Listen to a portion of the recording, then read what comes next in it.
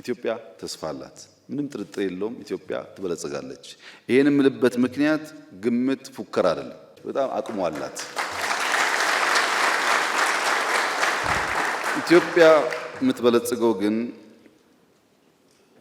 ጠንካራ ፊልም የሰራችሁ ቲያትር የሰራችሁ ሰዎች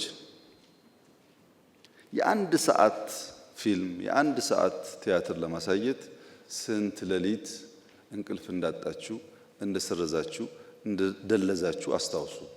ዝም ብሎ የሚያምር ነገር አይፈጠርም። መከራ አብሮት አለ። ያንን መከራ ለመቀበል ዝግጁ ከሆነን ያንን ችግር ለመቀበል ዝግጁ ከሆነን ምንም ጥርጥር የለውም ይቀየራል። እኔ ብልጽግናን አይተው ከሚቋደሱት ከሚኖሩበት ሰዎች መካከል ላልሆን ይችላል። ነገር ግን ምንም ጥርጥር የለውም የብልጽግናን ፋውንዴሽን ጥለው ከሚያልፉ ሰዎች ግን አንዱ ነኝ። ምንም ጥርጥር የለውም።